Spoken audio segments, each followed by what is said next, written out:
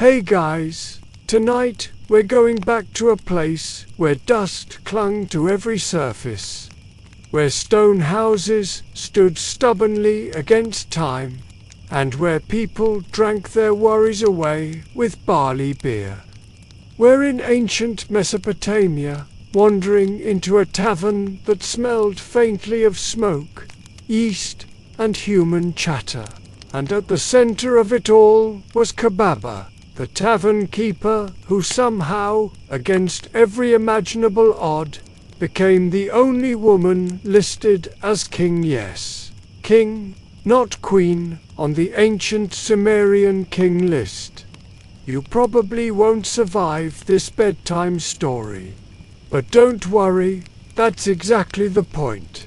So, before you get comfortable, take a moment to like the video and subscribe, but only if you genuinely enjoy what I do here. And hey, tell me in the comments where you re-listening from and what time it is where you are. I love seeing that mix of places and midnight hours pop up under these stories. Now, dim the lights. Maybe turn on a fan for that soft background hum, and let's ease into tonight's journey together. The tavern in Kish was not glamorous, but it was steady. Imagine low walls of mud brick, benches that creaked under the weight of travelers, and clay jugs filled with foamy beer brewed from barley malt and date syrup. Kubaba, who ran the place, probably knew every face that passed through her door, and more importantly, every secret that spilled across her wooden counter. Tavern keepers in Mesopotamia were not just hosts. They were listeners, informants, and sometimes mediators when tempers flared after one cup too many. Kubaba herself is a figure half covered in shadow. We don't know the details of her appearance, but you can picture her as sturdy and sharp-eyed, quick with a practical smile. She had to be, because running a tavern was not simply pouring beer, it was handling soldiers demanding refills, merchants counting coins too loudly, and priests grumbling about purity while sneaking sips themselves. Historians still argue whether tavern keepers were considered respectable or slightly scandalous. Either way, Kubaba managed to turn her place into more than just a watering hole. It was a crossroads of voices. There is an odd little fringe detail you might like. Mesopotamian taverns often doubled as informal pawn shops. People sometimes left behind cloaks, tools, or even livestock as collateral for drink. It's a ridiculous image, if you think about it. Some poor guy stumbling home, only to realize he traded his goat for a round of barley beer. And yet, this was how money flowed through the city. Kubaba, sharp as she was, must have kept a careful ledger in her mind. The city of Kish itself was no backwater. It lay near the banks of the Euphrates, where caravans passed and riverboats pulled in, heavy with grain, wool, and copper. Every day, Kubaba's tavern would fill with conversations about shipments delayed, kings quarreling, and gods displeased. To be a tavern keeper was to hear the pulse of the city, its fears and its hopes. And Kubaba was listening. It's tempting to think of her life as small at this point. She swept the floor, she brewed the beer, she kept watch for fights about to break out. But if history teaches anything, it's that power often begins in ordinary places. After all, many kings began as shepherds.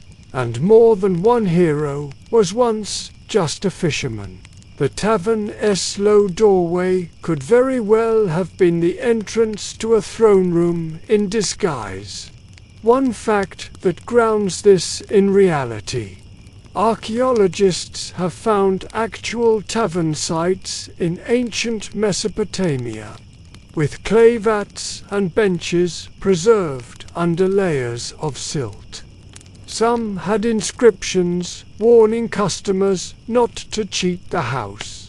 It's the ancient version of that little sign behind the modern bar that says, "In God we trust, all others pay cash."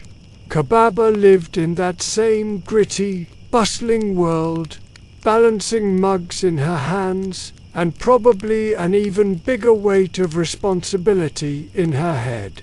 So picture it.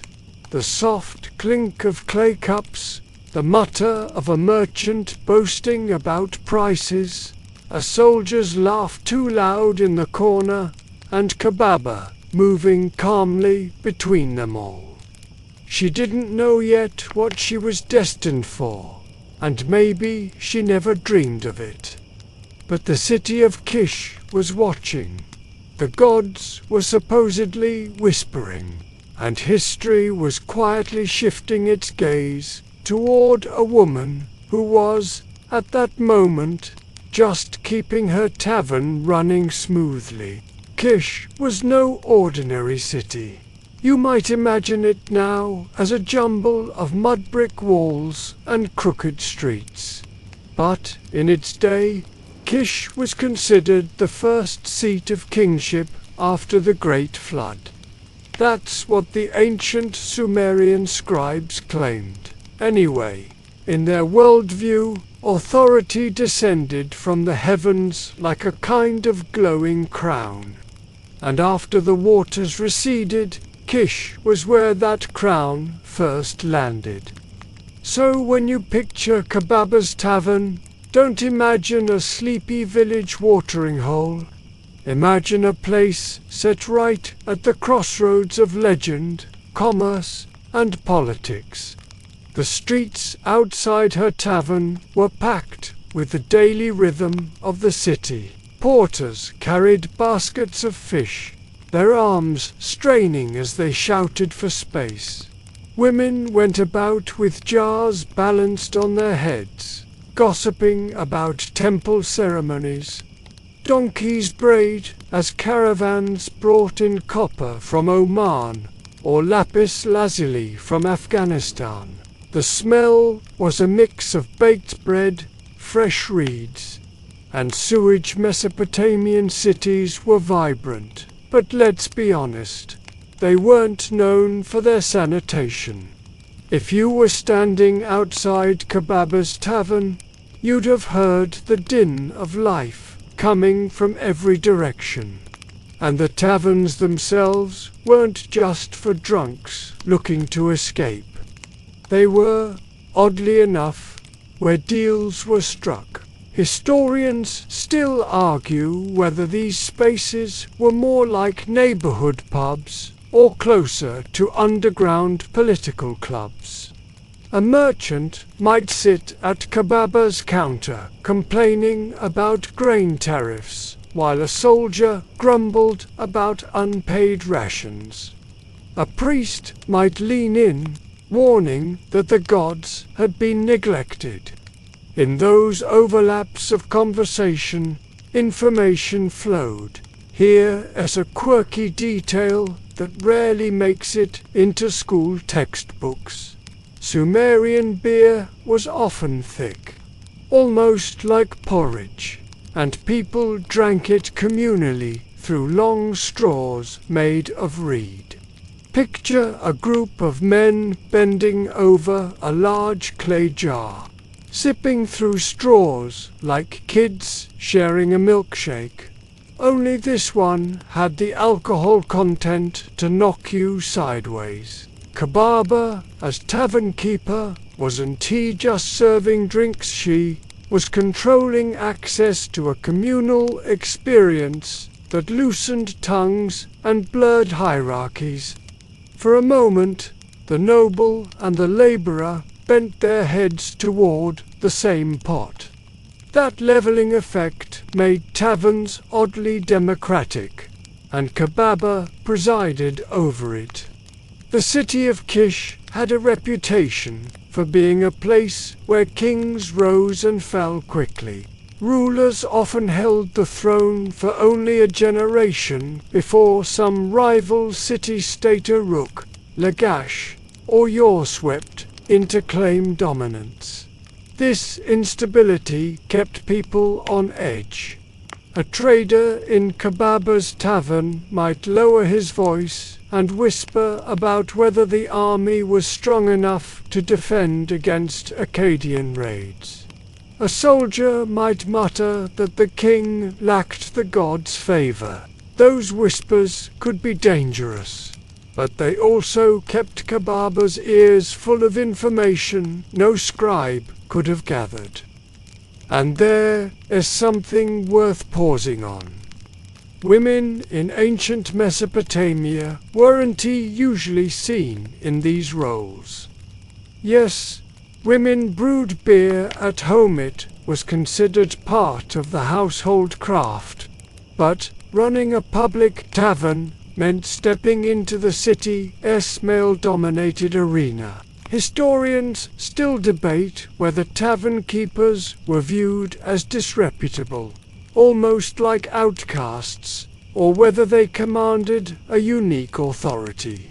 What we know is that laws existed regulating tavern keepers, often warning against watering down drinks or serving conspirators. That alone tells you taverns weren't just casual hangouts. They were hotspots of trust and betrayal. It's almost cinematic when you picture it. Imagine Kubaba leaning on her counter as a dusty caravan master trudges in, his cloak stiff with desert grit. He asks for a jug, drinks deep, and then begins boasting about a shipment of tin passing through. Another man overhears, shifts uncomfortably, and quietly slips outside to carry that information to someone waiting in the dark. Taverns were theaters of intrigue, and Kubaba's role was both stage manager and referee. Archaeologists have unearthed clay tablets with accounts written in cuneiform, recording rations of beer handed out to workers. One such tablet lists 90 liters of beer for the men, and 30 for the women, which makes you wonder if taverns also played with those ratios, deciding who got what quality. Kubaba would have had to balance fairness with profit, all while maintaining order. It's one thing to serve beer. It's another to keep your tavern from turning into a brawl when someone thinks his portion is smaller than his neighbor's. But the bigger picture here is that Kish, as a city, functioned like a magnet for both power and chaos. Roads from the north and south converged here, making it an ideal capital but also a tempting prize for rivals. That's why the taverns mattered. They weren't just local businesses, they were the nerve centers where the city's anxieties spilled out. Kubaba was soaking up all of it. The shifting alliances, the rumors of divine displeasure, the laughter that covered fear. And though she couldn't have known it yet, her ability to navigate that social current would soon lift her from behind the counter to the seat of power itself. So, as you lean into this story, think of Kish not just as a place on a map, but as a city buzzing with trade, bristling with politics, and simmering with unrest. And right at its center, in a dimly lit tavern that smelled of barley mash and sweat, stood Kubaba, quietly learning how to manage men, money, and the fragile balance of human tempers. Omens were the language of the gods in ancient Mesopotamia, and people were obsessed with them. Every sneeze, every oddly shaped cloud, every sudden gust of wind could all be a message. Imagine living in a world where you couldn't just blame the weather for ruining your plans. You had to wonder if the storm meant Enlil was angry, or if Ishtar was sending you a warning. In this atmosphere, Kubaba's life wasn't just about pouring beer. It was about existing in a city that read meaning into everything. Whispers began to circulate that strange signs were linked to her tavern. Maybe it started small. Someone claimed they saw a raven land on the roof and caw 3 times, which was supposed to mean that prosperity was near. Or perhaps a delivery of barley arrived with the stalks, unusually tall, and in a world where nothing was coincidence, that seemed divine.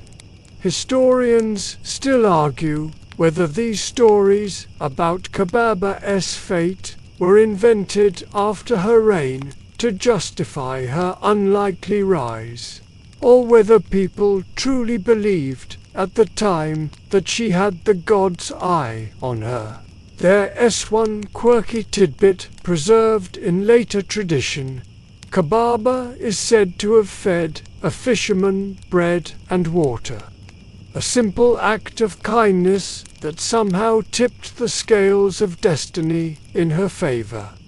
Think about that. Something as ordinary as handing out food in a tavern became mythologized as the moment heaven took notice. It's the kind of exaggerated storytelling that cultures use to explain the unexplainable. How could a woman, a tavern keeper no less, end up as ruler of Kish? Answered because the gods wanted it. But omens weren't just vague rumors. Mesopotamian priests maintained whole libraries of omen texts, painstakingly inscribed on clay tablets. One of the most famous was the Enuma Anu Enlil, a massive collection that connected celestial events to earthly outcomes. For example, if Mars appeared in a certain part of the sky, it meant famine was coming. If an eclipse happened, it spelled doom for the king. Imagine sitting in Kubaba's tavern, drinking thick barley beer, and someone bursts in breathless, announcing that a lunar eclipse had appeared. Everyone would freeze, knowing what it meant that something in the realm of kingship was about to change, and all eyes would turn toward the palace. Now, put yourself in Kubaba's sandals. She was not a priest, not a scribe, and certainly not a noble. Yet, her tavern was positioned as a stage where omens were interpreted aloud. People came in after seeing strange things, unusual births in livestock, odd cracks in a sacrificial sheep's liver, or stars in unfamiliar places, and they would talk. She heard those whispers, and as she heard them, she must have pieced together patterns. Who was afraid? Who was emboldened? And where power might shift? Historians still debate whether Kubaba herself encouraged these stories. Was she quietly nudging her patrons to believe she had divine backing? Or did the tales spiral out of control on their own, carried by gossip until they became legend? Either way, the result was the same. Her tavern grew a reputation as a place touched by fate, where ordinary acts and uncanny signs blended into prophecy. And here is another quirky cultural note. Mesopotamians believed even the shapes of baked bread could contain omens. If cracks formed in a certain way, it might predict abundance or ruin. Now, if you think about Kubaba feeding people bread in her tavern every day, can you imagine the symbolism? A woman who daily provided bread and drink, unknowingly playing into the very rituals of omen reading that shaped the destiny of kings. Later generations may have exaggerated this connection, but in that moment, bread wasn't just food, it was a potential vessel of divine will. Let's not forget the social climate either. Kish was restless. Rulers had come and gone. Rival city-states pressed in, and the people were always looking for signs that a new protector was rising. When someone whispered that Kubaba's tavern was where gods showed their favor, people wanted to believe it. After all, it gave them hope that change was possible, even if it came from the most unlikely place. So, as the omens multiplied, ravens on rooftops, strange shadows in the evening sky, a loaf of bread breaking oddly in half, Kubaba's name began to carry weight beyond her tavern walls. Whether she cultivated that mystique or not, she became more than just the woman who poured beer. She became the woman whom the gods, maybe, just maybe, had chosen. The tavern was Kubaba's kingdom long before she ever held a throne. Inside its smoky walls, she practiced a kind of grassroots diplomacy that few rulers could manage. Every clay cup she filled was an opportunity. Every overheard conversation a potential alliance. Beer was her currency, but information was the true treasure. And in a city like Kish, buzzing with traders and priests, soldiers and wanderers, the tavern became something like an unofficial court. The daily rhythm was deceptively simple. At dawn, Kubaba would oversee the brewing. Barley soaked, mashed, and left to ferment in great clay jars. Date syrup might be added for sweetness. The smell was pungent, yeasty, and heavy, but the result was a beverage safer to drink than the often questionable water from the river. Merchants claimed it gave them courage for long journeys, while soldiers swore it dulled the memory of battle. And so, from morning until night, her tavern flowed with this thick, straw-sipped brew.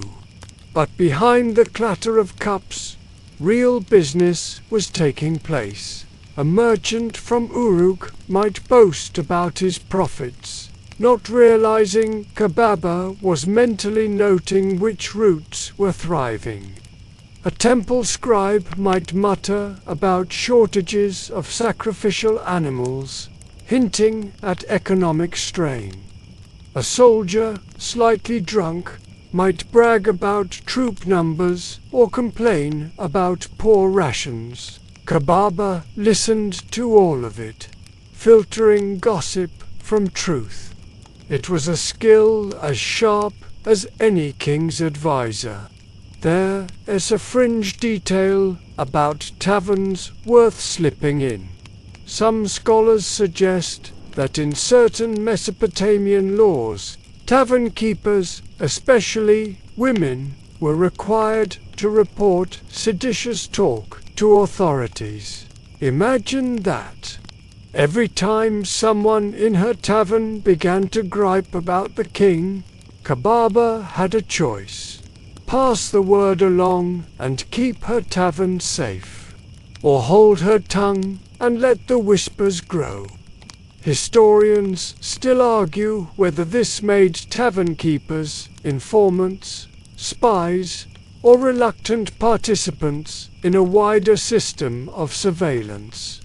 Either way, Kubaba was in the thick of it, and her customers, they were as diverse as the city itself. Traders from the east brought stories of mountains covered in snow, something most Mesopotamians never saw. Fishermen grumbled about dwindling catches, their hands still smelling of the river. Priests came cloaked in authority, yet even they relaxed over beer, their words loosening enough to reveal temple politics. Imagine Kubaba refilling a jug while nodding politely, all the while cataloguing which priest was frustrated with which god's cult. Historians still debate whether Kubaba herself was literate. It's unlikely, given her humble background, but she didn't need clay tablets to keep records. A sharp mind was her archive. She remembered faces, debts, grudges, and promises. In a world where forgetfulness could be fatal, that memory was power. Quirky fact, Mesopotamian beer mugs weren't mugs at all, they were deep bowls, and the communal straws often had little perforated tips, like primitive filters, to keep out the chunky mash floating on top. So if you were sharing a drink in Kubaba's tavern, you weren't just sipping beer, you were sucking it through a reed filter like some ancient version of bubble tea. There's something oddly cozy in that image. Men hunched together, slurping loudly, while Kubaba quietly learned which city-state was planning war. What made her unusual wasn't just that she managed a tavern. It was how she used it. Most tavern keepers stayed in their lane, content to pour and collect payment. Kubaba seemed to understand that the buyer was only half the business. The other half was creating a space where people felt safe enough to reveal what they wouldn't say in the marketplace. In a way, she was practicing politics before ever touching a throne. There's another layer here. Mesopotamian society often connected taverns with danger. Laws from Hammurabi's time warned against tavern keepers watering down drinks or harboring criminals. And yet, Kubaba would later be remembered as chosen by the gods. The irony is delicious. A place normally associated with sin and disorder became the birthplace of divine kingship. It's as if fate enjoyed a bit of sarcasm. So picture the scene again. The glow of oil lamps flickering against mud brick walls. The low hum of voices rising and falling. The rhythmic glug of beer being poured. Somewhere in the corner, a merchant counts his silver. A soldier leans back, boasting too loudly. A priest frowns, muttering about neglected offerings. And at the center of it all, Kubaba moves with quiet authority, weaving through the chaos with steady hands and sharper ears. She was a ruler yet, but she was already governing her little kingdom of clay cups and human confessions. What nobody realized at the time was that this skillful diplomacy of beer and gossip was training for something far greater. Kish was a city always on the brink, and when its throne trembled, it would need someone who understood not just armies and rituals, but people. And Kubaba, the tavern keeper, was already preparing herself for that role, whether she knew it or not. Kish, for all its grandeur as a crossroads city, was not immune to the same cracks that fractured every Mesopotamian kingdom. The throne was unstable, the nobles were restless, and the people had little confidence in their leaders. By the time Kubaba was serving barley beer and listening to half-drunk merchants, Kish was showing signs of real disarray. The King List, that curious Sumerian document which mixes myth with history, describes dynasties rising and falling like the tide. One king might reign for 30 years, another for 100. And then the record skips ahead as though decades were swallowed whole. Historians still argue whether these exaggerated reign lengths were symbolic. But one thing is clear. Kish had lost the stability it once boasted. Rival cities Uruk, Lagash, and later Akkad hovered like vultures, ready to strike at any weakness. The streets of Kish would have felt this tension. Soldiers were underpaid, merchants were taxed heavily, and common workers endured long hours while wondering if their king was strong enough to protect them. You can almost hear the conversations in Kubaba's tavern, a farmer muttering that the barley harvest had been seized by officials, a soldier slamming his clay cup down in frustration at rations. Cut short, a priest shaking his head about omens, showing divine displeasure with the crown. These weren't idle complaints. They were cracks, widening under the weight of neglect. And there's something striking here. Taverns often thrived in times of unrest. When people lost faith in the palace, they turned to each other for solace, and beer was the glue of community.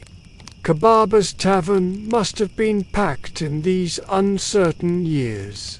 Think of it like the coffee houses of 18th century Europe, places where revolutions were whispered into existence.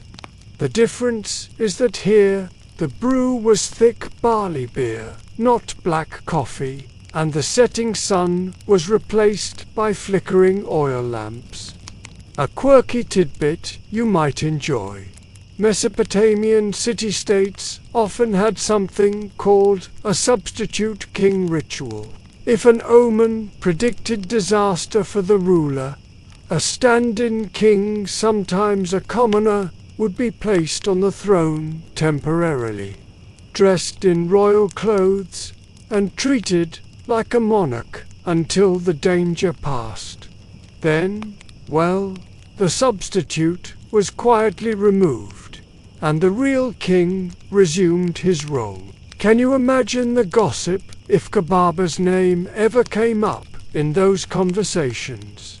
A woman tavern keeper as a stand-in king? Historians still debate whether the symbolism of her later kingship connects to this practice, but the irony is hard to miss. The instability of Kish was more than political. It was spiritual. The gods were believed to grant legitimacy, and when famine struck or floods overwhelmed the fields, people began to suspect their king had lost divine favor. Kubaba's tavern, being a hub of information, would have echoed with these doubts. Perhaps she poured a cup for a weary farmer who had lost his crop to locusts. Perhaps she nodded silently as a priest confessed that the temple treasury was running thin. In those small exchanges, she was hearing the erosion of faith in the ruling elite. It's easy to forget how fragile ancient power structures were. A throne in Kish wasn't made of steel, and tradition it was made of belief. The moment the people, and especially the priests, decided that belief had shifted elsewhere, the throne was as good as gone. Kubaba's own story, whether by chance, divine will, or her own clever maneuvering, was a product of this fragility. Now imagine the atmosphere. Soldiers patrolling the gates more nervously than before, merchants haggling more aggressively as prices spiked, temple priests arguing over how to interpret the stars. Into this stew of uncertainty, Kubaba's tavern offered something precious: stability. Her door opened every morning. Her beer was served every night. When kings faltered, her counter stood firm. That consistency, in times of chaos, must have felt almost sacred. So, as Kish trembled under weak kingship and external threats, Kubaba's role quietly expanded. She wasn't yet a ruler, but she was the keeper of a different kind of power: the loyalty of her patrons, the trust of those who whispered secrets into her ear, and the reputation of a woman who seemed untouched by the city's turbulence. All the while, destiny or rumor, or both, was preparing to push her from the shadows of her tavern into the blazing light of kingship. In a city where priests claimed to speak on behalf of the gods, Kubaba's interactions with temple officials may have been the most consequential part of her life as a tavern keeper. The tavern was, after all, a liminal space, half sacred, half profane, where priests, merchants, and soldiers could rub elbows. The temple of Kish, likely dedicated to Zababa, the city's warrior god, was not far from where Kubaba worked, and priests were frequent customers, though they would never admit it too loudly. You have to imagine how these encounters unfolded. A priest, weary after hours of rituals and sacrifices, might slip into Kubaba's tavern to share a quiet cup. He'd grumble about the cost of incense, or about how the king had ignored the temple's requests for offerings. Kubaba, practical as always, would nod and listen. And in those moments, she wasn't just a tavern keeper, she became a confidant of the clergy. That's no small thing in Mesopotamia, where priests wielded as much influence as generals. Historians still argue whether Kubaba's connection with the temple was genuine devotion or shrewd politics. The later stories about her suggest the gods themselves favored her.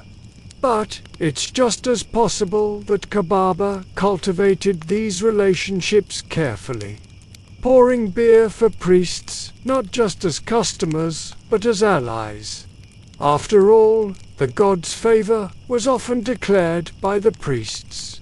If they began to whisper that a tavern keeper had divine approval, people would listen. There's a quirky tidbit from Mesopotamian religion that fits here. Liver divination.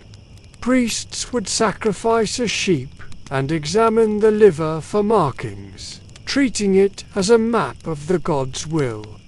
Some livers were even preserved as clay models with markings inscribed. Now imagine a priest staggering into Kubaba's tavern after a long day of poking at sheep entrails, muttering about ominous marks. She'd pour his beer, listen politely, and perhaps tuck away the detail that the gods were restless with Kish's leadership. Knowledge like that was as intoxicating as the drink itself. The temple wasn't just spiritual, It was economic muscle. Temples owned fields, herds, and storehouses, and they employed scores of workers. When Kubaba built ties with priests, she was indirectly linking herself to the economic heart of the city. Merchants might grumble about taxes, but the temple collected them. Farmers might complain about poor harvests, but the temple redistributed grain. For a tavern keeper to be on good terms with temple officials was to have a foothold in both the sacred and the practical. One fact that brings this alive: excavations at Mari and Ur have revealed how much grain and beer were tied to temple distributions. Workers were often paid not in silver but in rations, measured jugs of beer, and baskets of bread. That meant the tavern economy and the temple economy were entangled. Kubaba's beer wasn't tea, just recreation. It was part of the same system that kept Kish running.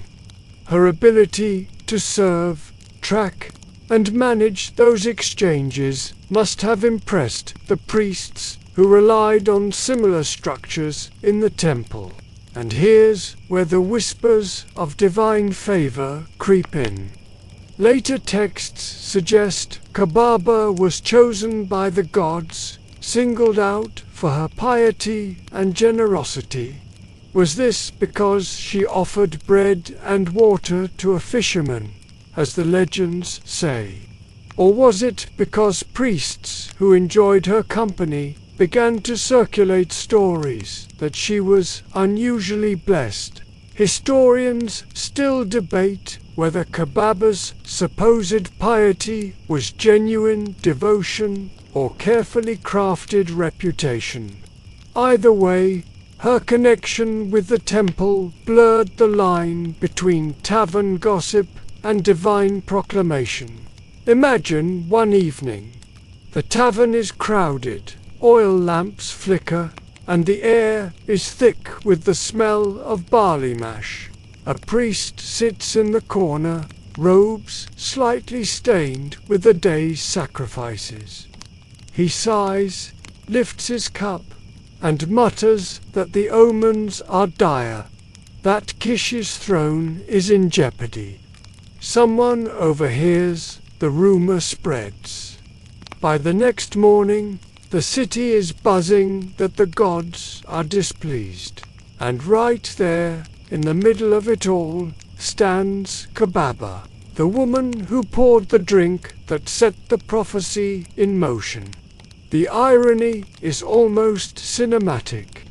A woman whose profession was considered marginal, even morally questionable by some, became the vessel through which divine approval flowed. Taverns were supposed to be places of temptation, but in Kubaba's case, the temple doors and the tavern door seemed to open onto the same destiny. And maybe, just maybe, Kubaba herself began to sense it. She had spent years listening, observing, and serving. Now the priests, those keepers of divine knowledge, were glancing her way, treating her not just as a tavern keeper, but as someone who might have the god's ear. One of the most enduring fragments of Kubaba's story is the tale of a fisherman. The scene sounds almost ordinary. A man, weary from the river, enters her tavern, hungry and thirsty. Kubaba offers him bread and water, simple, humble gifts. Yet this act, later retold in myth, became the turning point that transformed her from tavern keeper to chosen ruler. In Mesopotamian culture, generosity wasn't just kindness, it was currency with the divine. Bread and water weren't casual handouts, they were the symbols of life itself. To give them freely was to demonstrate the kind of stewardship that kings were supposed to embody. Historians still argue whether this fisherman's story was a later invention to sanctify her reign, or whether it reflected a real event remembered through the lens of prophecy. Either way, it's the detail that stuck. And here's the quirky twist. Fishermen in Mesopotamian mythology often represented more than just laborers. They were liminal figures standing between land and water, between survival and abundance. In some stories, they were even messengers of the gods. So when Kubaba handed bread and water to a fisherman, it wasn't just tavern hospitality, it was framed as her unknowingly serving the divine. Think about how this would have sounded to the people of Kish. Their kings were failing them. Their priests muttered about ominous omens. Soldiers grumbled in taverns. Merchants complained in markets. Then someone said, "Do you know what happened at Kubaba's place? She gave bread and water to a fisherman, and the gods smiled on her." In a culture where myths carried as much weight as tax records, such a story spread quickly. Historians still debate whether Kubaba herself encouraged this legend. Did she tell and retell the fisherman's tale until it took root? Or did her patrons, half-drunk and eager for gossip, spread it themselves until it grew into a divine narrative? The answer is lost to us, but the effect was powerful. From then on, Kubaba wasn't just a tavern keeper. She was the woman who had caught the gods' attention. There's a fascinating parallel here with other ancient rulers. Sargon of Akkad, who came later, claimed he was discovered as a baby floating in a basket on a river, chosen by the gods to lead. Cyrus the Great, centuries after, was said to have been marked by fate through strange childhood omens. These stories always follow the same rhythm. A humble act or unlikely circumstance transforms an ordinary person into a divinely chosen ruler. Kubaba's bread and water fit perfectly into that archetype. And let's not forget the symbolism of food and drink.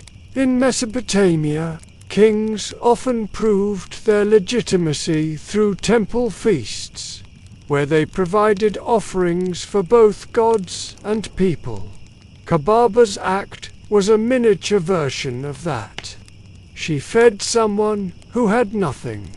She did what a king should do: sustain life.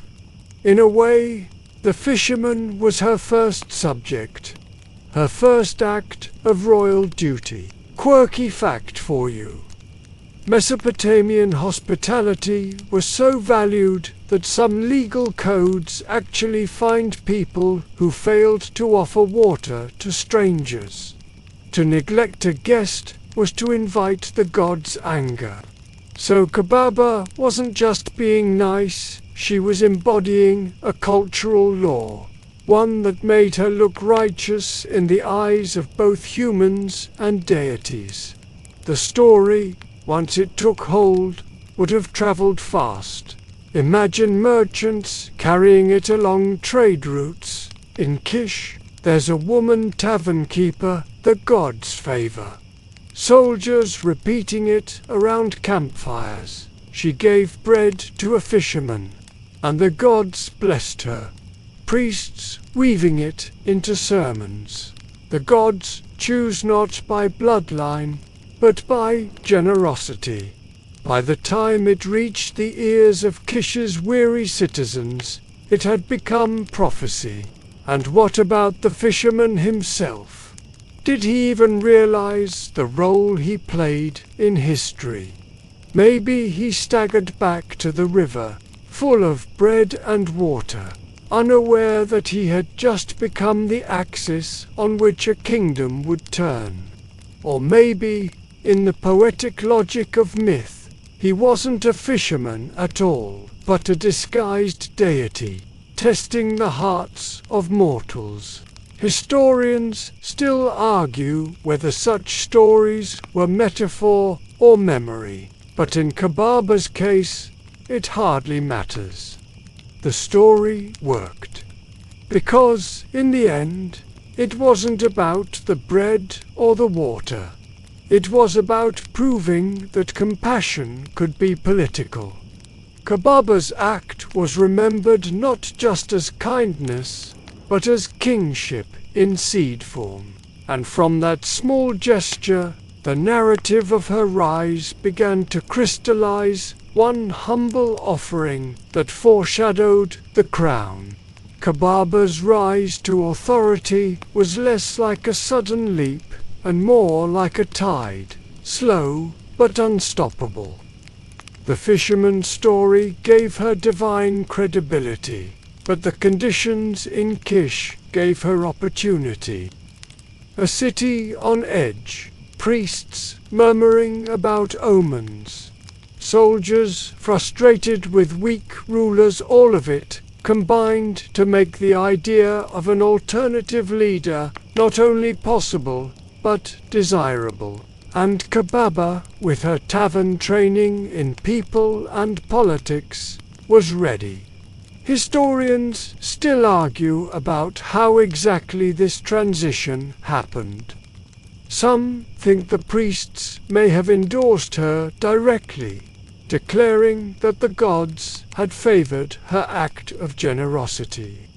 Others believe the military, disillusioned with their king, looked to Kubaba as a stabilizing figure. And there's a third possibility that Kubaba herself maneuvered cleverly, leveraging the whispers already swirling around her to step into power. Whatever the case, she emerged not just as a respected tavern keeper, but as the ruler of Kish. This shift is more remarkable when you consider that Mesopotamian kingship was normally wrapped in masculinity. The Sumerian King List, which preserved her name, calls her Lugal, meaning king, not queen. In other words, she wasn't slotted into a secondary, feminine role. She took the full title.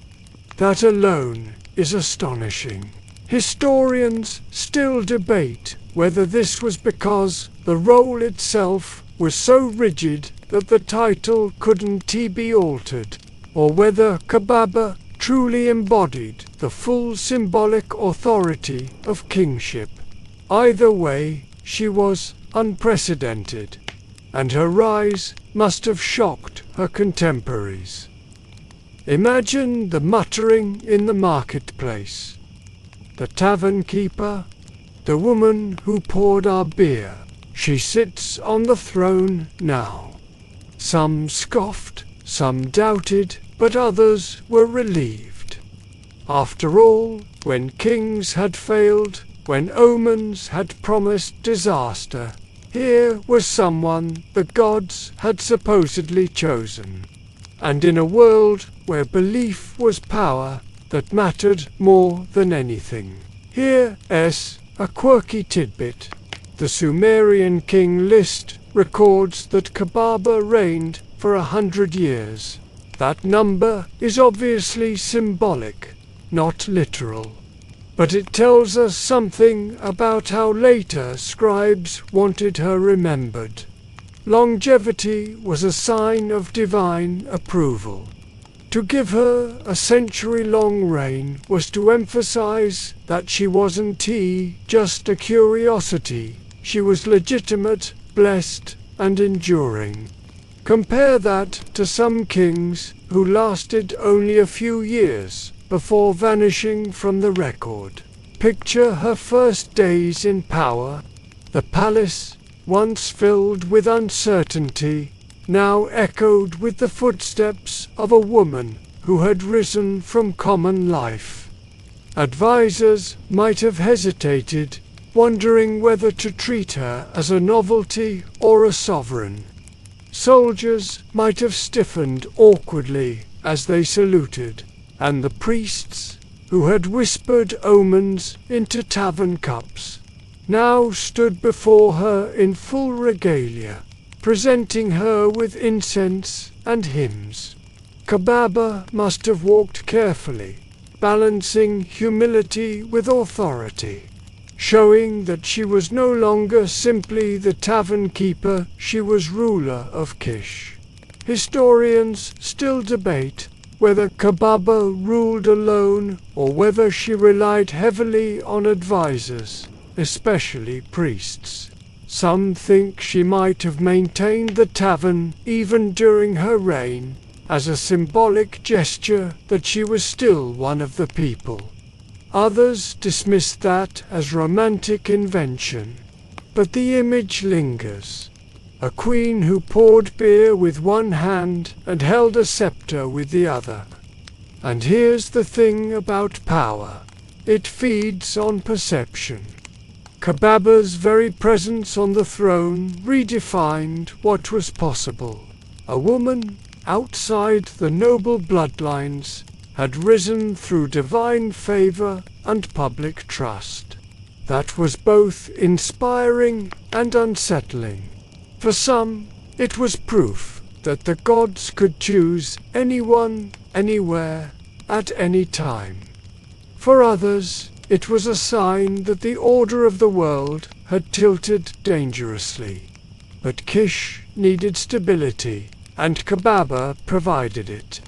Her reign began as an answer to chaos, a promise that compassion and practicality could guide leadership better than weak kings or warring factions. And whether by divine decree or sheer skill, she began to reshape the city's destiny. Quirky parallel. In later Anatolian tradition, a goddess named Cybele would embody motherly power, sometimes tied to Kubaba's legacy. It's as if her story planted a seed that later blossomed in myth.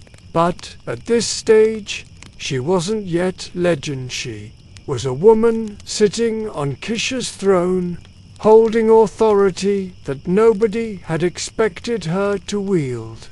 The tavern keeper had become ruler. The hand that once steadied clay cups now steadied the kingdom. And in the hush that followed her rise, Kish began to look less like a city on the brink, and more like a city about to be saved. Kubaba's name enters history not as a footnote, but in the sacred ledger of kingship itself. The Sumerian King List, an extraordinary blend of myth and monarchy, records her among the rulers of Kish. And curiously, it doesn't hesitate to give her the full title of Lugal, king, not queen, not consort, not regent, king. That small detail tells us a lot. In Mesopotamian tradition, kingship wasn't just about bloodlines. It was about divine legitimacy. And once Kubaba was recognized, she was folded seamlessly into the role of rulers, her gender seemingly secondary to the god's will. The day-to-day mechanics of her reign remain shrouded in silence. There are no surviving proclamations in her own words, no inscriptions boasting of conquests or temple building. And yet, her very presence in the King List suggests that she did something significant, something stable enough and memorable enough for later scribes to acknowledge her reign, while other kings were quietly erased. Historians still argue whether her administration was quiet and orderly, or whether it contained upheavals we simply damn. TC, in the surviving record, what would it have been like to govern Kish at that time? Imagine the palace court buzzing with voices, scribes reading out grain tallies, priests pressing for larger temple offerings, generals advising on troop deployments. Kubaba would have had to arbitrate between them, making decisions that shaped both daily life and cosmic order. Because in Mesopotamia, kingship wasn't just about bureaucracy, it was about balancing the human and divine. A failed harvest wasn't just an agricultural problem. It was an accusation that the king had lost the god's favor. For Kubaba, that burden now rested squarely on her shoulders. One quirky but grounding detail. In Mesopotamia, kings often demonstrated their legitimacy through temple renovations or by sponsoring great rituals. It is possible that Kubaba strengthened her reign not by waging wars, but by investing in civic and religious life. Archaeologists have found temple foundation deposits from other rulers' small clay cones inscribed with prayers and names, buried in walls to mark construction. It's tempting to imagine that somewhere buried deep in the ruins of Kish, one of those cones might bear Kubaba's name, silently recording her reign. Another curious point, her dynasty, called the Dynasty of Kish, lasted for 3 generations. Her son Puzasun and grandson Yorzababa followed her on the throne. That alone suggests her reign wasn't a fluke. She established continuities, something weak kings before her had failed to secure. Historians still debate whether her successors owed their positions purely to her or whether they had to fight to keep it. But the very survival of her line shows that Kubaba wasn't just a symbolic figure. She was a founder. Now, imagine Kish under her rule.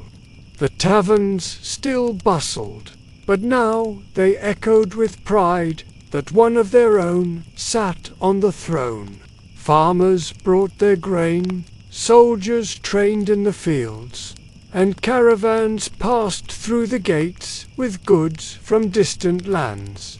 The palace, once unstable, projected confidence. And Kubaba, once the woman who listened to whispers over beer, now gave orders that shaped the fate of the city. Historians still argue whether her reign was marked by expansion or simply preservation. Did she send armies against rivals, or did she focus on stabilizing Kish internally? We don't know. But the King List's decision to remember her hand to give her reign a symbolic 100 years suggests that her rule was associated with longevity, prosperity, and divine favor. That was the measure of success in Mesopotamian terms. Not necessarily conquest, but survival. And here's a quirky connection. Centuries later, in Hittite Anatolia, there was a goddess named Kubaba, possibly derived from or inspired by the memory of Kish's queen. She was depicted as a motherly, throne-seated figure, sometimes holding a pomegranate or mirror. Some scholars suggest this transformation from mortal tavern keeper to divine goddess shows how deeply Kubaba's legacy impressed the ancient imagination. To go from serving beer to being worshipped as a deity. That's quite a promotion. So when we speak of Kubaba as Queen of Kish, it's more than just a line in an ancient list. It's the acknowledgement that her rule was real enough, lasting enough, and sacred enough to stand alongside legendary kings. She was not erased, not diminished, but recorded an enduring name scratched into clay that outlasted empires. And in that survival, her story continues to whisper across millennia. A tavern keeper turned sovereign, a woman who sat where few men even managed to endure. Kubaba's reign was remembered not for grand conquests, but for something arguably more valuable in Mesopotamian terms: order. After years of unstable kings, Kish found itself steadied under her hand. Order meant more than quiet streets. It meant that temples received their offerings, markets flowed with goods, and omens began to look less threatening. In a city where chaos was the constant threat, simply holding things together was a triumph. Imagine the rhythms of Kish under her rule.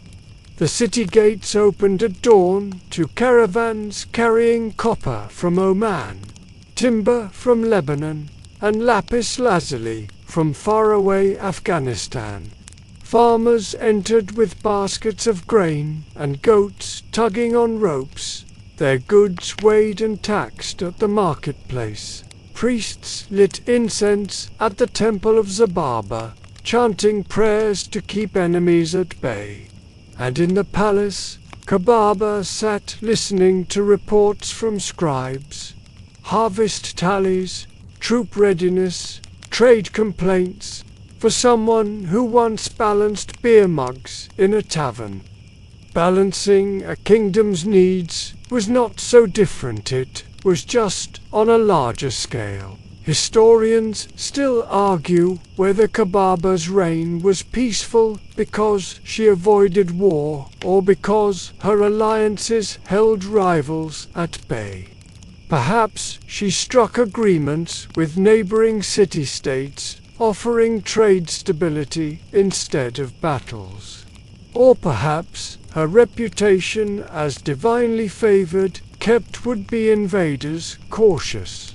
Either way, Kish thrived long enough for her name to survive in the King List, while many lesser rulers vanished into oblivion. Quirky detail: Mesopotamian rulers were expected to oversee canal maintenance.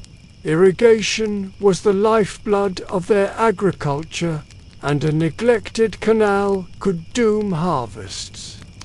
Archaeological records from other kings show inscriptions bragging about cleaning or widening canals. While we have no direct inscription from Kubaba, it's almost certain she supervised such work. You can picture her walking the fields, robes dusted with mud, inspecting the flow of water that sustained her people. That act ensuring the fields stayed fertile was as important as any battle. The civic rituals of Kish also flourished. Kings were supposed to sponsor festivals, feeding both gods and citizens in grand feasts. For Kubaba, who had once built her reputation on sharing bread and water, these rituals must have been a natural extension of her identity. Imagine her presiding over a New Year festival, offerings piled high, music echoing through the streets. The people saw not only their queen, but the woman who had once fed strangers with her own hands. That continuity of generosity likely made her reign feel less distant, more grounded in lived memory. One fascinating debate among scholars is whether Kubaba reshaped kingship itself. Some argue that by being a woman in the role, she emphasized the nurturing, stabilizing aspects of rule over the martial. Others suggest she simply fit into the same mold as her predecessors, but the later myths about her kindness elevated her memory. Either way, her reign became a touchstone for what it meant to restore order after chaos. And there is a small but telling clue in the King List. It records that her dynasty continued through her son and grandson.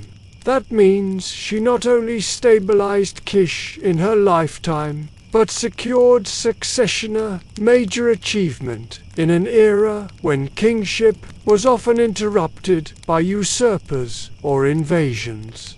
Her ability to pass authority smoothly was itself a sign of order. Quirky anecdote. Some later Mesopotamian texts suggest that when omens predicted disaster for a king, a substitute king was briefly installed to absorb the misfortune. Once the danger passed, the substitute was removed. Kubaba's reign almost feels like the opposite. She wasn't a temporary placeholder, but a long-lasting correction. Chosen by the gods not to absorb disaster, but to prevent it. Historians still debate whether her symbolic 100-year reign was meant to highlight her as a stabilizer, a figure who reset the balance. Picture Kish under her governance. The city humming with daily life, the palace no longer a place of constant anxiety. The gods seemingly appeased, and the people less fearful of famine or invasion. Soldiers trained in orderly drills, merchants traded with confidence, and priests performed their rituals without whispering of doom. That was Kubaba's legacy in this phase, not dramatic victories, but the quiet victory of order over chaos. And perhaps that was why her memory endured. Empires often remember conquerors, but the people who lived through those years likely remembered something else: the feeling of security, the sense that life could go on without collapse. Kubaba, the tavern keeper turned sovereign, had given Kish the rarest gift of all: stability. Over time, Kubaba's life began to blur at the edges, her tavern and throne wrapped up in the haze of myth. To the people of Kish, she was no longer just the woman who once poured beer and listened to gossip. She was remembered as someone the gods had touched, perhaps even molded for leadership. Memory transformed her into a symbol, and symbols, as you know, often outlast the messy details of reality. The story of the fisherman, her act of giving bread and water, took on layers of sacred meaning. Later generations would interpret it as proof that Kubaba embodied the divine virtues of generosity and service. Historians still argue whether the legend was a postscript added by scribes, who couldn't fathom how else to explain her rise. But in Mesopotamian thinking, myths weren't fabrications, they were explanations. Stories that revealed the truth behind events, even when the facts seemed too strange to believe. And from this foundation, Kubaba began to slip into the realm of archetype.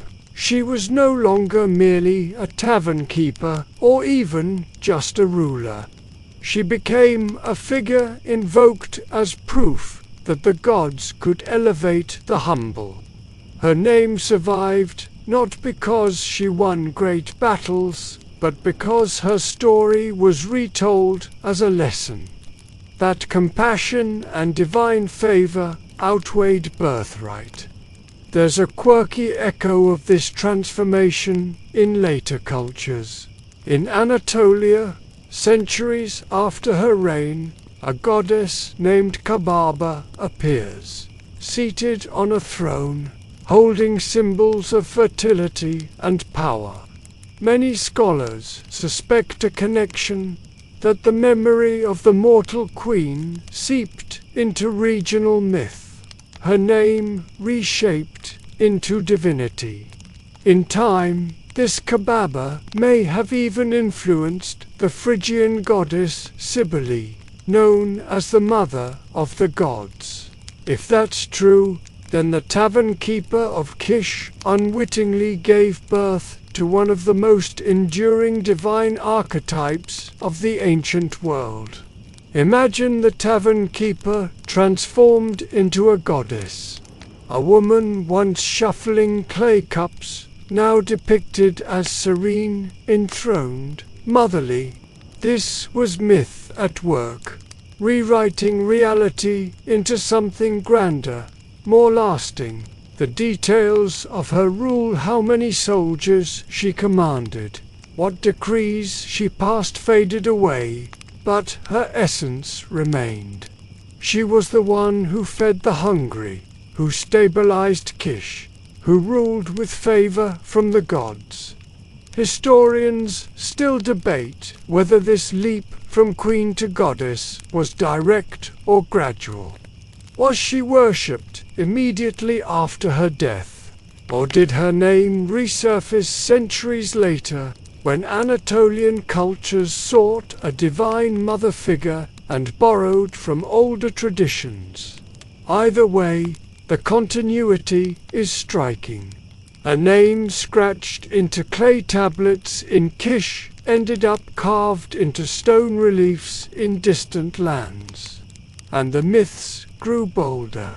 In some retellings, Kubaba wasn't just chosen by the gods, she was born to be divine. Her tavern a mere disguise before her destiny unfolded. The act of feeding a fisherman became almost sacramental, an early sign of her cosmic role. In these versions, she was less a historical queen and more an eternal symbol. The every woman turned sovereign. The ordinary life turned extraordinary by fate. Quirky fact: in Mesopotamian divination practices, taverns were sometimes considered liminal spaces, thresholds, where normal order was suspended. If so, Kubaba's tavern itself may have been remembered as a kind of sacred space, the place where destiny revealed itself. Picture later storytellers pointing to a crumbling mud brick ruin and saying, "Here, in this place, the gods chose a queen." It's a reminder that history is never just history in ancient worlds. It's always layered with myth, with story, with memory reshaped to serve new needs. For Kish, Kubaba was proof that kingship could descend in unexpected ways. For Anatolia, she was the motherly goddess enthroned. For us, she is both, a woman whose life straddles the line between the mundane and the mythical. And maybe that's the truest measure of her reign, not just that she ruled, but that she endured, first as a name in clay, then as a story on lips, and finally as a goddess in stone. Kubaba's story did not stay confined to Kish. Like a ripple on the Euphrates, it spread outward, blending with the traditions of neighboring cultures. Over centuries, her image morphed, her name reshaped, until she was no longer remembered just as the tavern keeper who became queen, but as something larger and archetype that echoed across civilizations. In Anatolia, inscriptions from the 1st millennium BCE mention a goddess named Kubaba. She was depicted seated on a throne, holding a mirror or a pomegranate, symbols of wisdom and fertility. To see her there, carved into stone reliefs at Carchemish, is eerie because it feels like an echo of the woman from Kish. Historians still argue whether this goddess was a direct evolution of the historical Kubaba, or simply a coincidence of name and role. But the parallels are hard to ignore. A queen remembered as a divine mother figure, crossing the threshold from history into myth. Quirky fact: this Anatolian Kubaba eventually evolved into the Phrygian Cybele, the great mother goddess worshipped by Greeks and Romans. Yes, the same Cybele who would later have ecstatic cults in Rome, with music, dancing, and wild rituals that shocked more conservative senators. Imagine that, the hum of Kubaba's tavern leading by a winding cultural road to the beating drums of Cybele's worship on the Palatine Hill. From clay cups to Roman temples, her influence stretched far wider than Kish's mud brick walls. And it's not just in the goddess traditions. The idea of the compassionate, divinely chosen rulersome one who emerges from obscurity shows up in countless other cultures. Moses tending sheep before leading his people, David the harp player before becoming king. Even in later mythologies, figures who rise from the margins to authority carry the same pattern. Kubaba fits right into this archetypal rhythm. Her tavern, the unlikely stage where destiny rehearsed itself. Historians still debate whether these echoes are direct borrowings or simply parallel stories born of human imagination. But think of it. A woman remembered in one city-state's King List somehow resonating enough to appear centuries later in foreign lands, transformed into a goddess. That's not just coincidence, it's cultural memory at work, reshaping and reusing powerful stories to fit new contexts. And the symbols are telling. The Anatolian Kubaba holding a pomegranate mirrors the Mesopotamian association of rulers with fertility and abundance. Bread and water in her Kish tavern had already marked her as a sustainer of life. The echo is uncanny. Kubaba's earliest remembered act was feeding, and her divine form was remembered as nourishing. The continuity of imagery suggests that her core identity as provider and stabilizer endured even as her story shifted. Quirky little tidbit: in some regions, Cybele was worshipped alongside lions, symbols of both ferocity and guardianship. Imagine Kubaba, once calming drunk soldiers in her tavern, reimagined centuries later as a goddess flanked by lions, commanding cosmic order. The scale is absurdly grand, but the essence is the same. A woman exerting control over chaos. So, Kubaba's story is not just about one woman in Kish. It's about how human cultures remember and reframe power. One day, she was a tavern keeper serving beer through reed straws. The next, she was a queen calming a kingdom. Centuries later, She was a goddess enthroned, worshipped with ecstatic rituals. Each stage built on the last, reshaping her legacy into something bigger, more enduring. And maybe that's the real magic of her story. It isn't just history, it's memory transforming into myth, myth transforming into worship. Kubaba became more than herself. She became an echo that cultures reused, a story that refused to stay buried in clay tablets. From Kish to Carchemish, from tavern benches to marble temples, her name carried forward. A reminder that sometimes the most forgotten stories are the ones that end up shaping the deepest myths. By now, Kubaba's story feels almost inevitable. The tavern keeper who became a ruler, then a legend, then perhaps even a goddess. But for modern scholars, nothing about her is inevitable.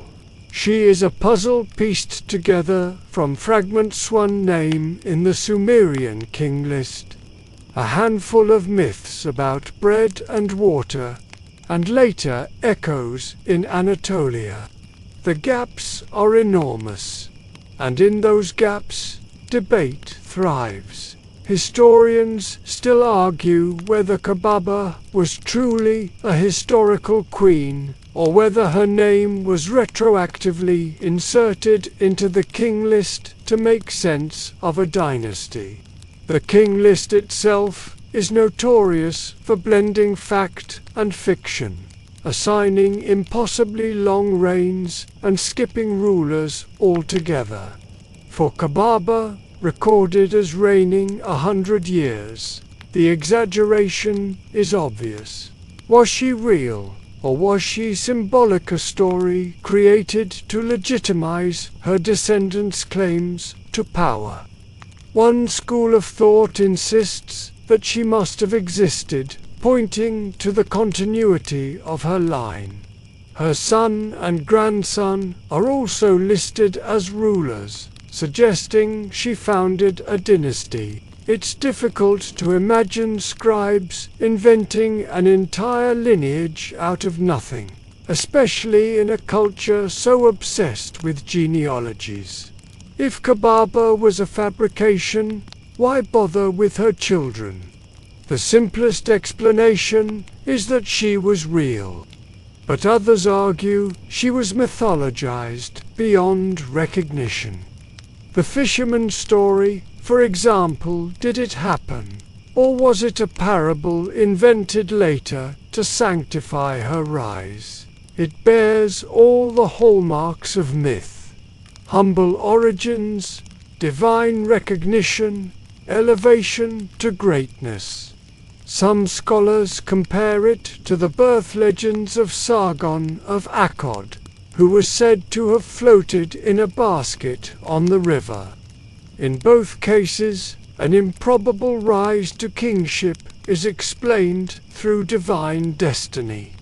Perhaps Kubaba's tale was shaped by the same literary imagination.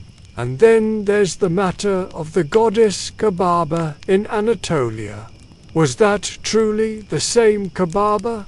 Or was it simply a name that happened to resurface, later merged with Cybele, and carried into Greco-Roman worship? Historians still debate whether the connection is direct lineage or loose inspiration. It's one of those maddening questions where the evidence is tantalizing but inconclusive. Quirky fact: in the 20th century, some researchers proposed that Kubaba's name survives in the biblical figure of Jezebel's, Godbol's consort, or even in the word Cybele itself. These claims are fringe, but they show how far her story has been stretched by imaginative scholarship. Everyone wants to trace lines from her tavern in Kish to distant myths and texts. The very scarcity of evidence invites speculation. Another debate revolves around gender. Was Kubaba truly accepted as a king in her own time? Or did later scribes smooth over resistance by simply recording her name without commentary? The absence of scandal in the King List is striking. It doesn't pause to say, "Oh, by the way, this was unusual." It just notes her reign as though it were unremarkable. Historians still argue whether that silence means her rule was normalized, or whether it reflects the biases of scribes writing centuries later, when her memory had already been reshaped. The irony, of course, is that we know so little, and yet we want to know everything. We want to see her face, hear her voice, watch her move through the palace halls.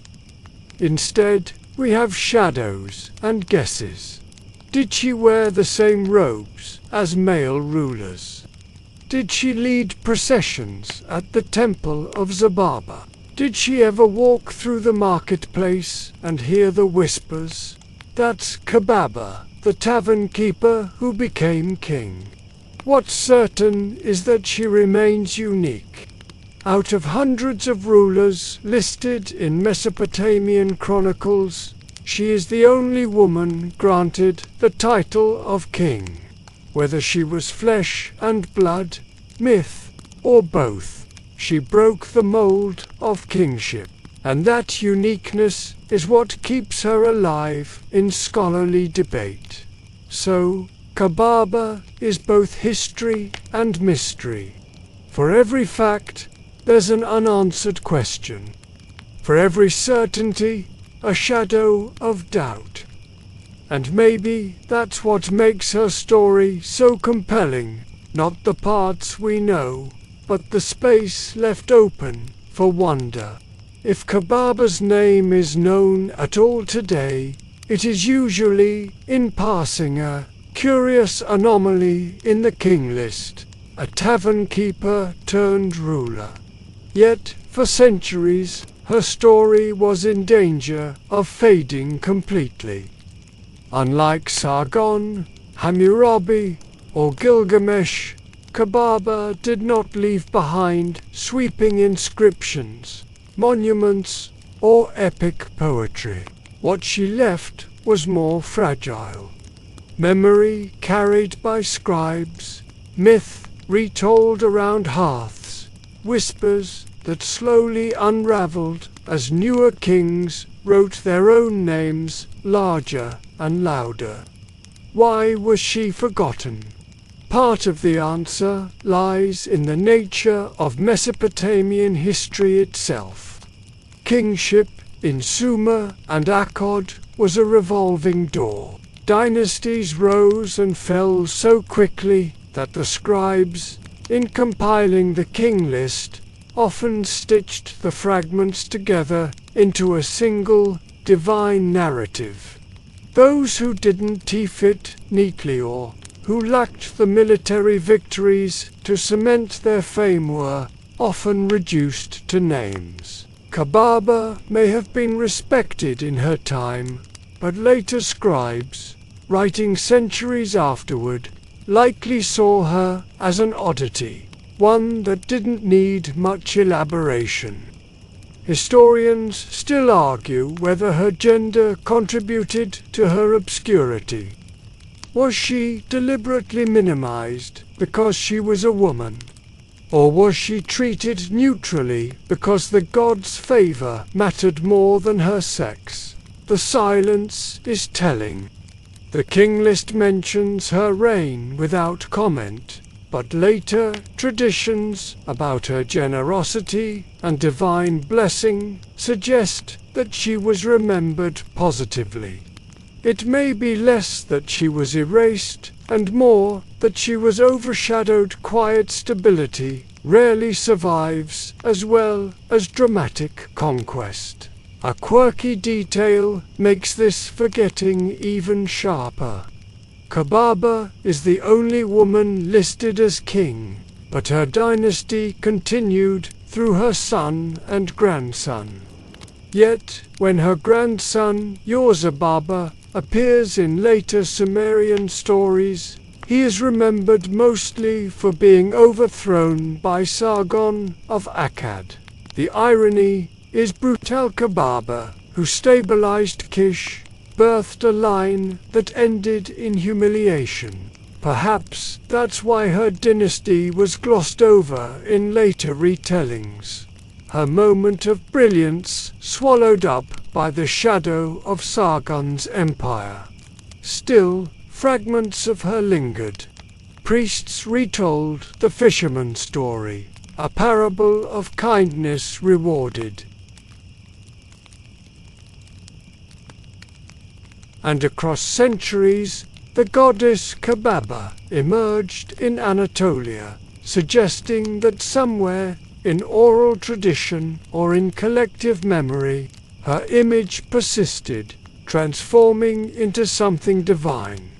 Even as the details faded, her essence, compassion, stability, the unlikely queen survived.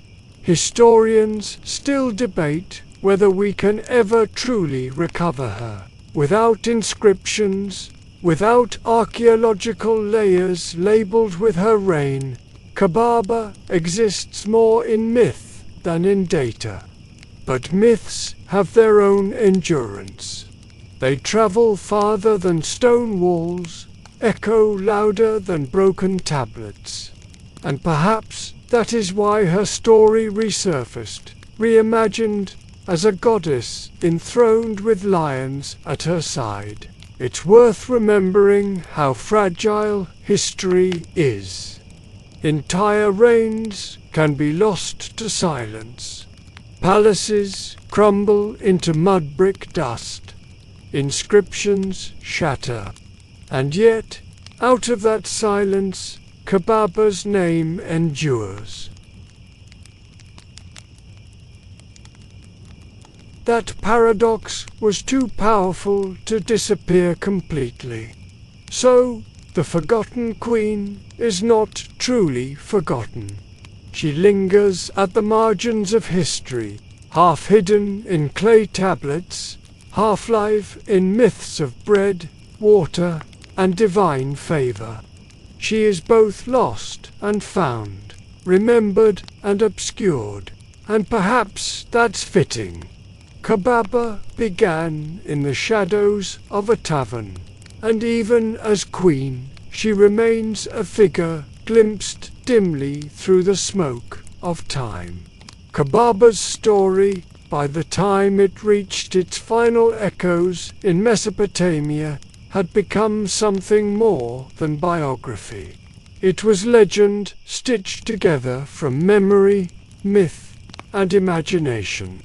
When the scribes of Kish inscribed her name into the King List, they ensured that she would not vanish like countless other rulers whose reigns crumbled into silence. She remains singular, striking, and unforgettable as the tavern keeper who became king. But what did her legacy truly mean? To the people of Kish, her reign symbolized a moment when order triumphed over disarray.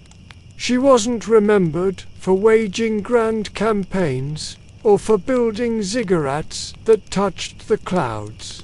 Instead, she embodied the quiet authority of someone who restored balance in a city weary of weak kings and constant threats. Her dynasty carried on through her son and grandson. Proof that she hadn't simply been a placeholder, but the founder of a lasting line. Even if later rulers, like her grandson Yorzababa, were remembered unfavorably. Her role as the stabilizer who began that lineage gave her a place in history. The myths surrounding her only deepened her resonance. The story of feeding a fisherman bread and water, the simplest offerings, became the cornerstone of her divine favor. In cultures where rulers had to prove their worth to both gods and men, this tale painted her as a chosen figure. One who embodied generosity at the very moment when her city needed hope. Historians still argue whether the tale was real or invented later. But either way, it shaped how she was remembered. Not as a warrior or builder, but as a provider. There's a quirky echo here that feels almost poetic. In Anatolia, centuries later, the goddess Kubaba appeared enthroned and serene, often holding symbols of sustenance and fertility. From there, her name and image may have influenced the Phrygian Cybele, a mother goddess whose worship spread across the Mediterranean. The transformation from tavern keeper to queen to goddess is almost surreal, but it speaks to the way stories grow, travel, and take root in new soil. A humble act of hospitality in Kish might have been the seed that blossomed into cults of the Great Mother in distant lands. But why did her story endure when so many others faded? Perhaps it was because Kubaba represented possibility. She wasn't born to kingship. She came from the margins. Her life suggested that the gods' favor could fall anywhere, on anyone, no matter how humble their station. For ordinary people, her story was a comfort and an inspiration. For rulers, it was a reminder that legitimacy was not theirs by blood alone, but by action, by demonstrating generosity and stability. Historians still debate whether Kubaba was more symbol than fact, more myth than memory. But her uniqueness cannot be denied. Out of all the kings in the Sumerian King List, she alone stands as a woman. No commentary, no apology, no diminishment, just her name among the men, as though it were the most natural thing in the world. That inclusion itself is radical, suggesting that her reign was accepted enough, powerful enough, that scribes felt compelled to preserve it. Picture for a moment the scene at the end of her life. The palace walls glow in the evening sun, priests chant in the temple, and farmers bring offerings of grain. Perhaps Kubaba, old but steady, walks through the courtyard. Those who see her remember not the tavern keeper she once was, but the sovereign who gave Kish peace. Her reign, remembered as 100 years, was exaggerated to the point of myth, but the exaggeration itself speaks volumes. Longevity was divine approval. To ascribe it to her was to declare her reign a golden age, a time when Kish was whole. And then, centuries later, her memory drifted outward, merging with myths of goddesses, shaping rituals, influencing new stories. She became timeless, not because her deeds were written in stone, but because her legend carried the weight of something more powerful than fact, belief. From tavern keeper to queen, from giver of bread to motherly goddess, Kubaba's story traveled a path no one could have predicted. She is history and myth, ordinary and extraordinary, forgotten and eternal. She is the woman who sat where only kings sat, who stabilized a city, and who whispered across millennia that even the humblest life can become timeless. And now, as the story of Kubaba drifts into silence, let your own thoughts soften and stretch, like the last glow of sun sinking behind a riverbank. The noise of Kish fades, the shouts of merchants, the clatter of cups in a tavern, the prayers of priests in echoing halls. What remains is only the calm of night, steady and quiet, carrying the weight of centuries like a gentle tide. Breathe slowly, as if you were one of her citizens, standing outside the palace at dusk, reassured by the steady presence of a ruler who brought order after chaos. Let the stillness settle around you the way Mesopotamian dust settled over ancient streets, soft and inevitable. Imagine Kubaba's legacy as a faint hum in the air, something not loud or insistent, but comforting, a reminder that even the forgotten can endure. The world grows quieter now. The oil lamps burn low, the sky darkens, and the city slips into sleep. And with it, you too can allow your mind to rest, to ease away from the weight of detail into the simplicity of calm. The story has run its course, and like all good tales told in the dark, it leaves you not with noise, but with peace. So let your breath grow heavy, let your body soften, and let sleep arrive gently, carrying you as silently as the Euphrates carried its boats under the moonlight.